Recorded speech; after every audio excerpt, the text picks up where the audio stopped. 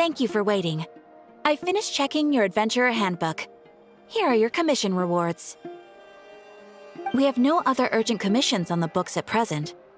Thank you for all your hard work lately. Perhaps you two could consider taking a vacation. Amazing! Paimon never thought we'd end up having downtime in Nod-Krai. Things were pretty hectic when we first got here. Everywhere you looked, it was either the Wild Hunt causing chaos or the Fatui stirring up trouble.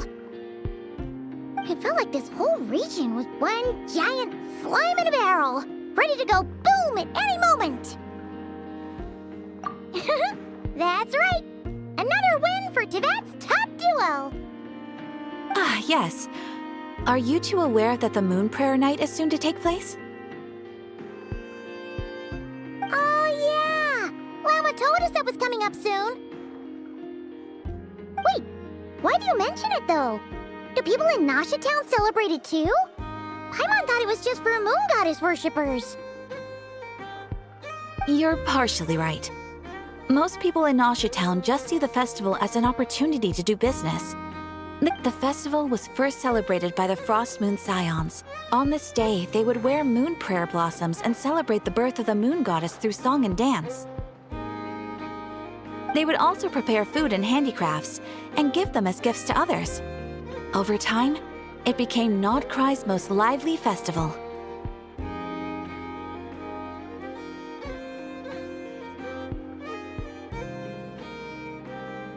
Oh, sounds like fun! Great! Well, in the meantime, since Catherine doesn't have any commissions for us, let's focus on some personal business instead.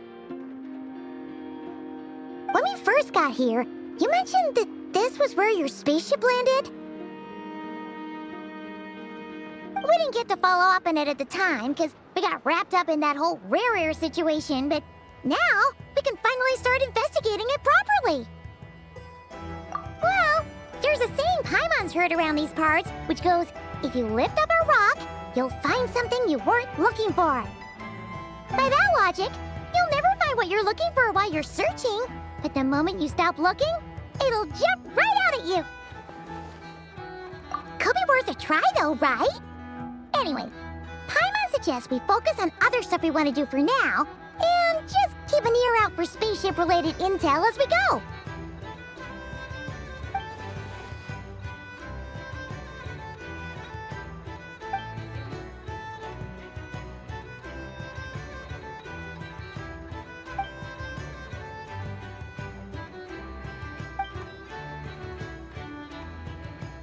What's wrong?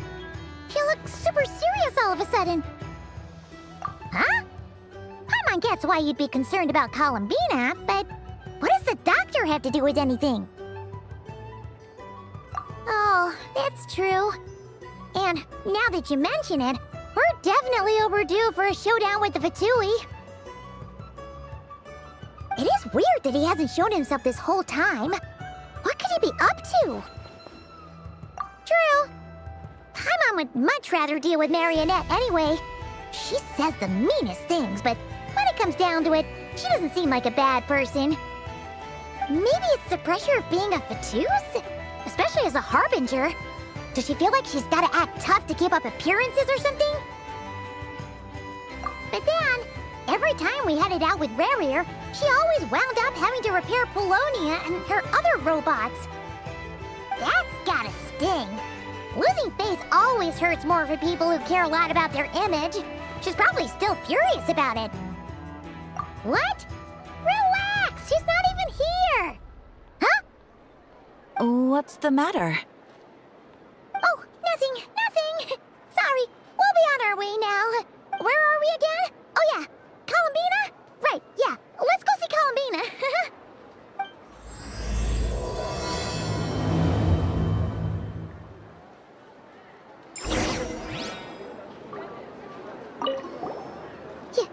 You won't snitch on us, will you?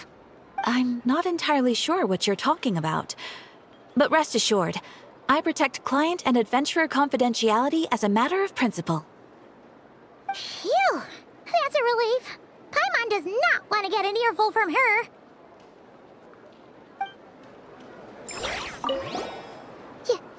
I'm not entirely... Phew!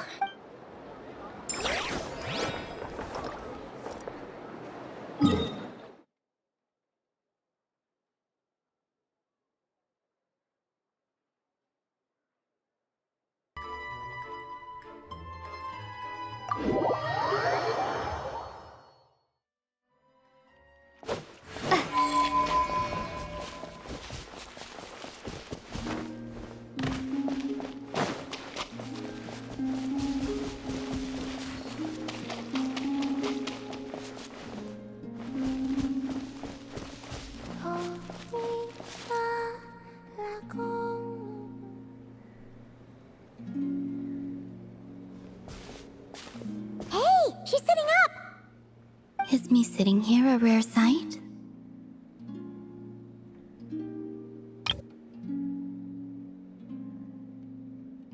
No, we just thought you'd be resting.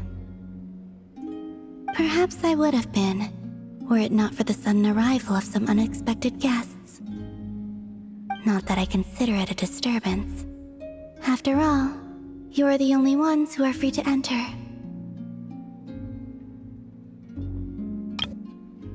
Would it not be a little unfriendly of me to lie down while we speak? I didn't realize you put so much thought into little things like that.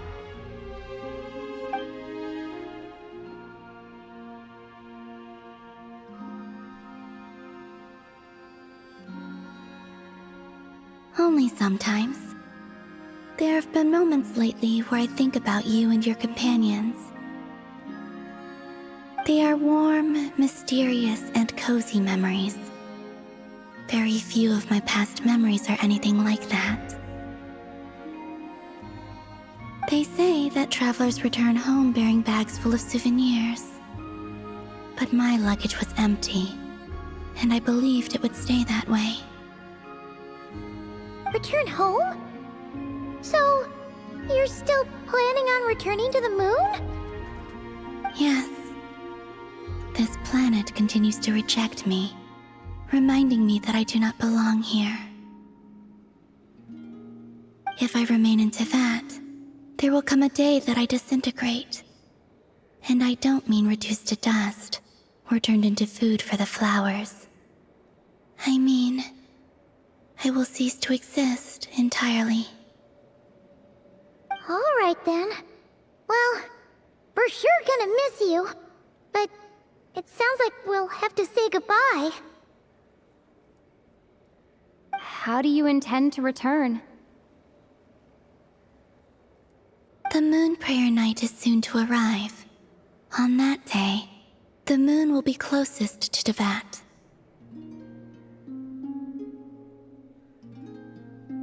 The Kuvaki in this land will reach its peak at that time.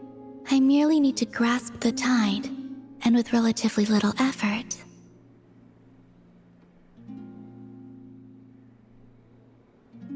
Oh, Paimon gets it! It'll work like a slingshot! You make it sound like she's gonna get blasted up to the moon. If I did that, I suspect I would crash into the false sky.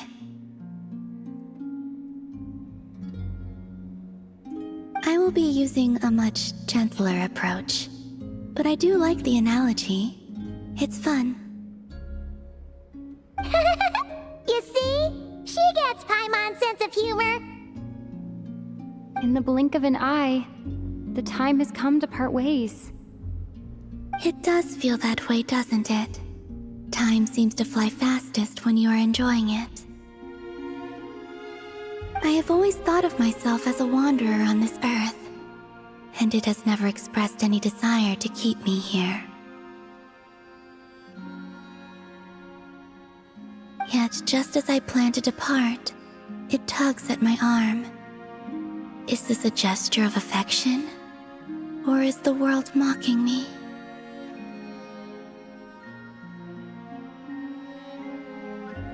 Oh. Were you hoping I can answer that?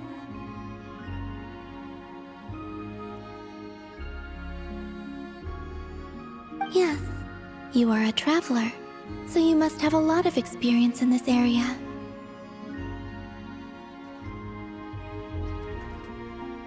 Then, what I would say is, enjoy the moment.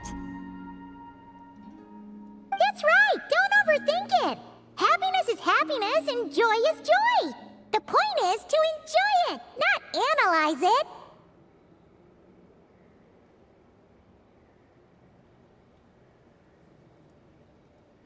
I see.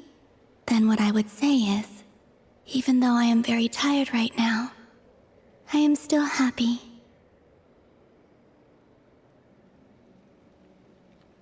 I can't tell from the tone of your voice.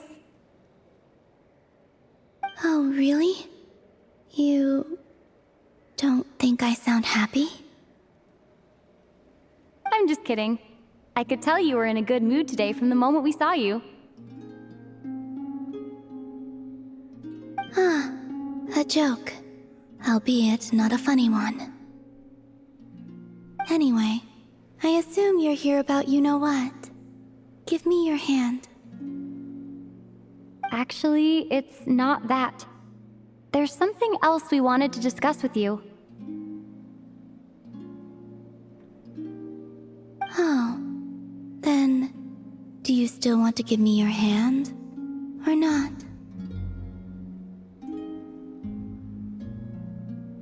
Sure.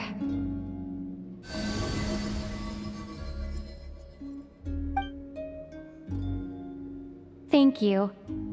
So, I've heard that in the Moon Prayer Nights of the past, people here would hold celebrations in the Moon Goddess's honor. Since you helped so much in our fight against the Rehir of Solnari, I think you deserve a farewell party before you return home. I haven't asked everyone else for their opinions on this yet, but I'd like to invite you to join the upcoming Moon Prayer Night. I've never joined a Moon Prayer Night before. I'm not sure what I would even do.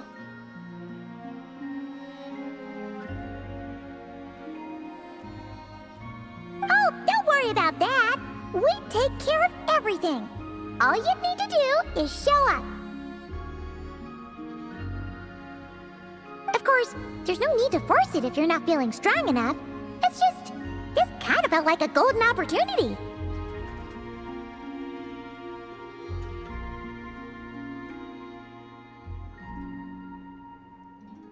But they call me Kutar, and the Fatui have an arrest warrant out for me.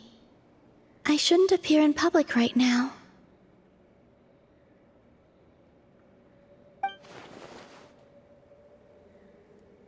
I'll make it work.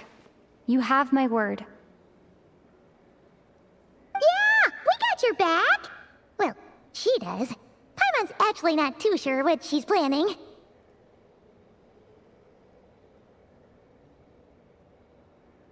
All right, if you're sure. I will not refuse your invitation.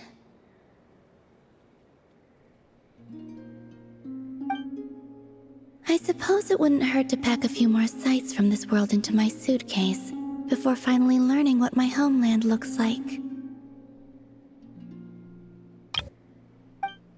Oh, if you see Lauma, please tell her that my answer to the question she asked me is neither yes nor no. Rather, it is. There is no need. That was kinda cryptic, but sure. Guess it's between the two of you. We'll pass along the message. Bye for now!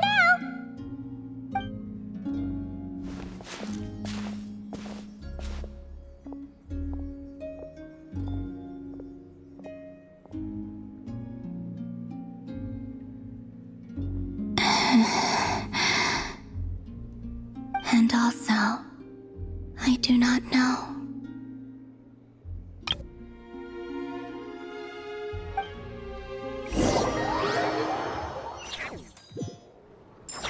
Since she's agreed to join the festival, let's go see who else wants to take part. Lauma's gotta be the person most familiar with the Moon Prayer Night. We should start with her. Also, what exactly is your plan to keep her safe? Not sure yet. I'll figure something out. What? You hurt Bogo's confidence back there!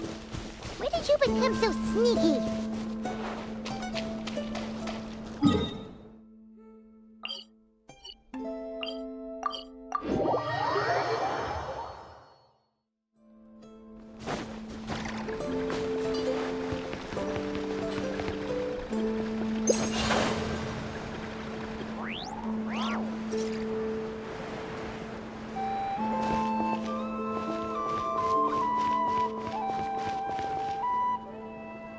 Hey, Llama! It's us!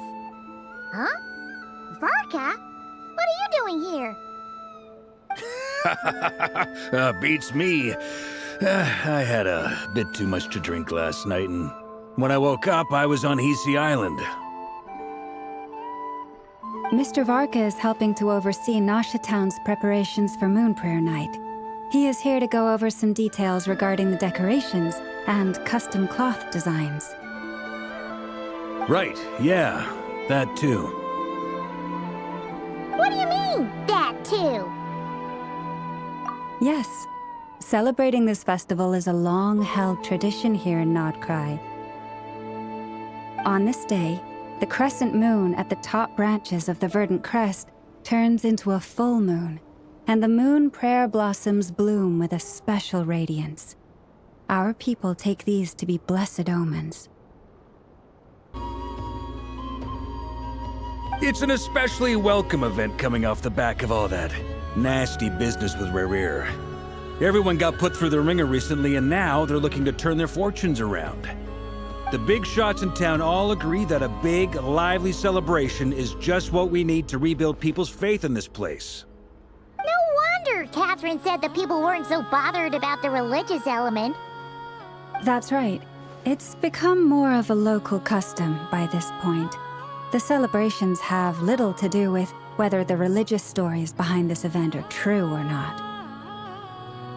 Even the Frost Moon Scions are eagerly awaiting the coming of Moon Prayer Night, despite now knowing that their past beliefs were founded on a falsehood.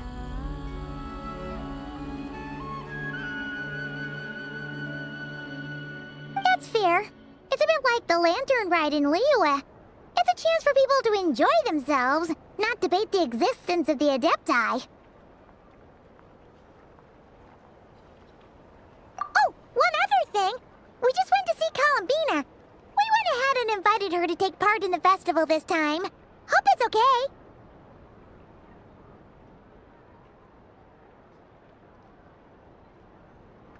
Wait, so... you mean she agreed to it? Huh. That's quite a surprise. Then I suppose that she intends to return to the moon on that day. Oh, yeah! It's kind of a complicated process, but basically, it's like a slingshot.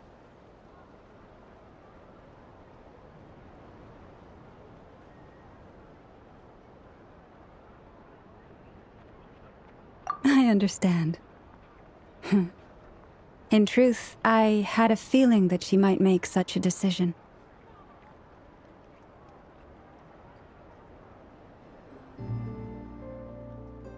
Well, if Kuthar has decided to participate in the festival, we should prepare accordingly.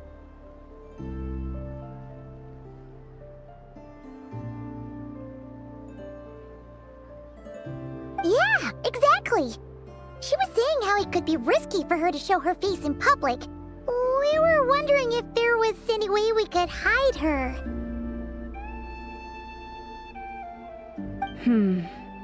Unfortunately, the people who carved the statues did an excellent job of capturing her likeness. It will be very challenging to hide a goddess whose face everyone is so familiar with. Darn! We may have bitten off more than we can chew here. Nah, don't sweat the small stuff. We can handle that.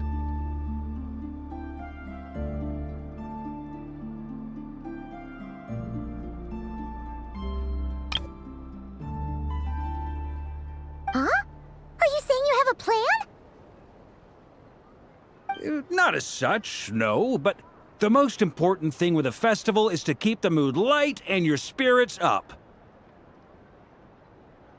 You can't go preparing for a festival with those long faces. You'll never convince anyone to enjoy themselves. The Mondstatter spirit is strong with this one. As it happens, I agree with Mr. Varka. Let's start by making our appreciation for Kutar the beating heart of the festive atmosphere. And who knows? Once we get the ball rolling, perhaps everything will just fall into place. Hey! Did you catch that? Llama said the thing! Or close enough, at least.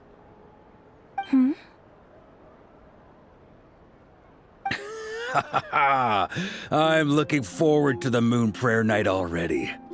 We have a festival in Mondstadt called Windbloom, and you can always tell which couples are celebrating it for their first time by the smiles on their faces. Big, beaming smiles like their whole face is glowing. And I have a feeling we'll get to see that same smile on the Moon Goddess's face at this festival. Not quite the same, surely. Anyway, I'll take care of business in the city, but I'll have to leave the decor up to you and the Frost Moon Scions. No one else can capture that traditional aesthetic quite like you guys.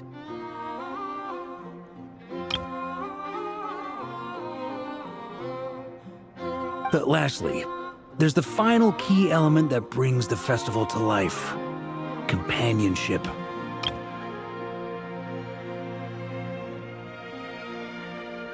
Before you leave, let me show you something that we've been preparing.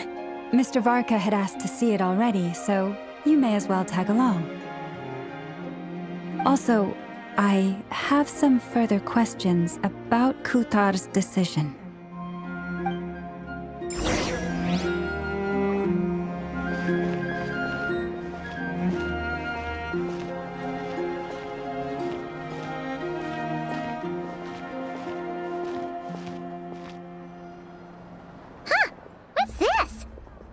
Like they're having fun.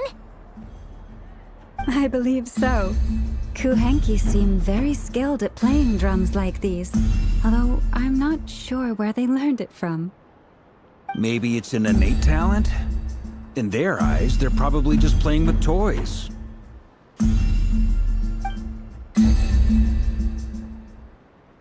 Wanatar! You want to play too? Yeah. She looks more confused than anything. Maybe we can teach her next time if we get the chance.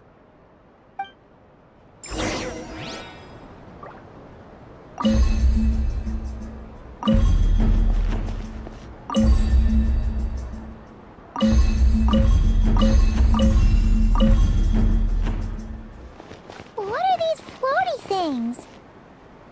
Moon veils. We hang them from buildings in the city during the festival. When you look at the sky through them, it creates a lovely misty effect.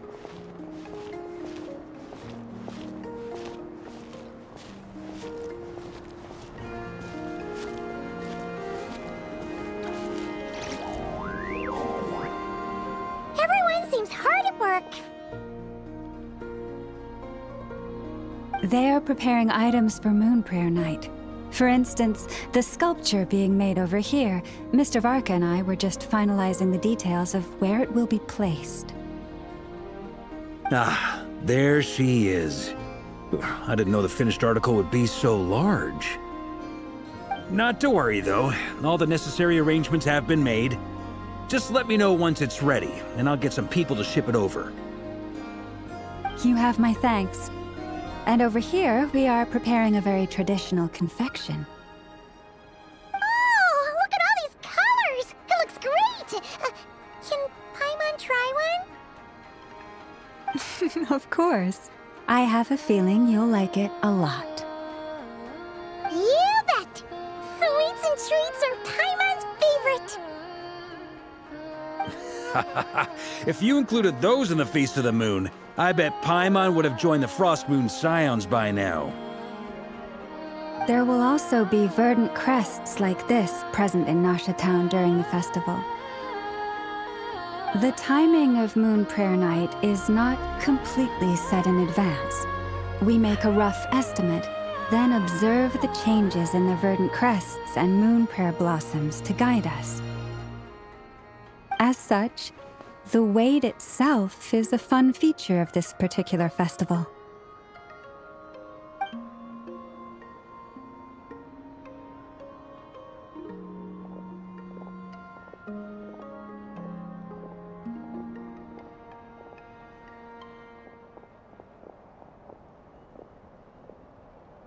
Let's talk here.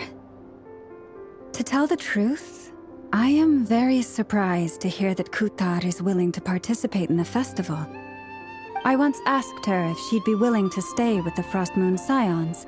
I could introduce her to everyone, and we could be a family to one another. She did not answer, but she has not appeared here since. I took this to mean her answer was no, but if that were the case, she would not have accepted this invitation.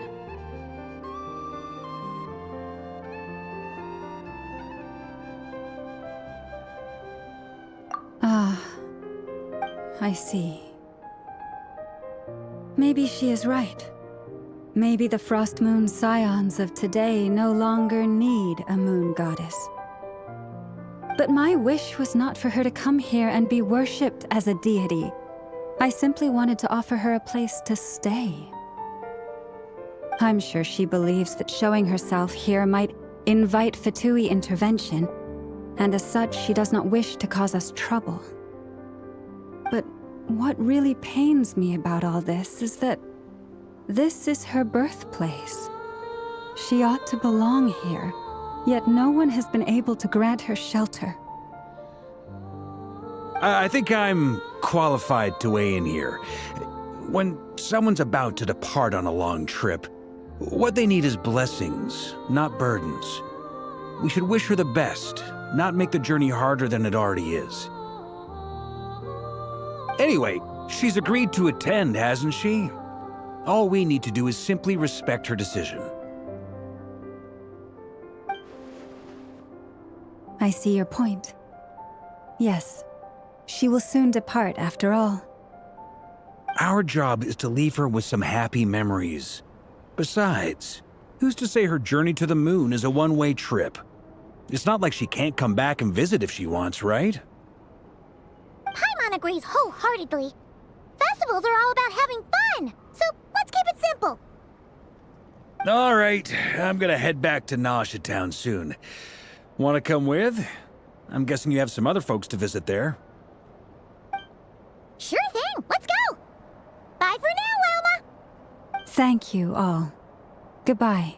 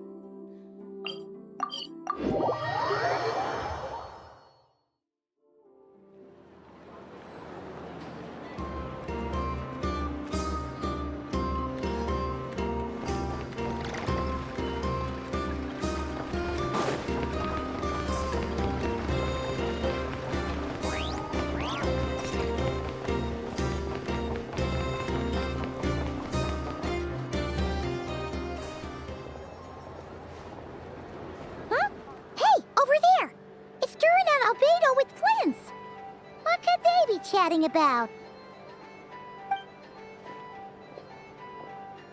Your guess is as good as mine. Ah, Grand Master, and the Traveler and Paimon. Hello there. It's been a while. Perfect. We have some new volunteers for our investigation. Wait, let me guess. The righteous Lightkeepers are finally ready to hunt down the Abyssal Dragon? Haha. Yes, that too. Yeah, right! Oh, wait! Why does everyone keep saying that too? Well, to be precise, the facts match, but not the causality. Wait, so I guessed right? Half right. Don't act so impressed with yourself. Maybe I can explain. We ran into Mr. Flint's north of Nasha Town. At that time, we just noticed a few abyssal creatures out in the wild, but the strange thing was, I didn't detect any traces of abyssal energy on them at all. On closer inspection, we realized that they were not real monsters, but something akin to reflections in the water, or perhaps a mirage. Huh? What do you mean?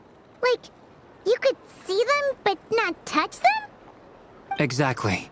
It was very peculiar. They roared and tried to attack us, but we could not make any physical contact with them. I think I've heard of things like that happening in Nod-Krai before, but I don't know much about it. Yes, it's a known phenomenon. Mirage-like illusions tend to appear in Nod-Krai in the run-up to Moon Prayer Night. From a distance, they appear quite real.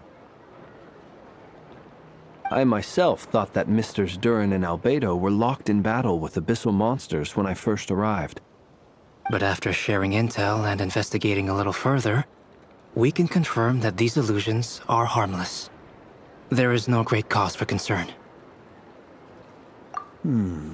All the Mirage stories I've heard are either animals, rocks, or small houses. Abyssal monsters, though? That's a first.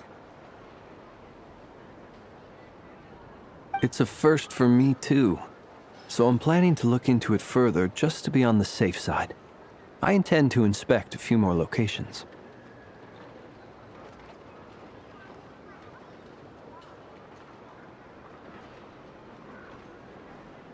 What about you two? Any plans? Alice contacted me a few days ago. She'd like me and Durin to assist her with an experiment. But we lost contact shortly after receiving the message. I'm sure that comes as no surprise to anyone familiar with her.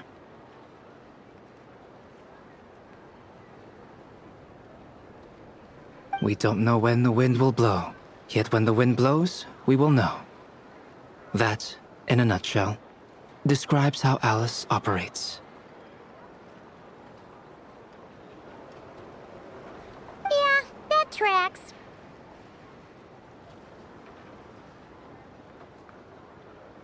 Okay.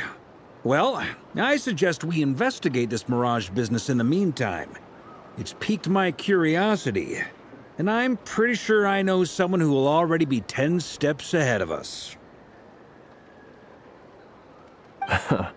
Well said. Right? Whatever's happening in Nod-Krai, she always seems to be the first one to know. Let's go see what she knows. We can invite her and her staff to the festival while we're at it.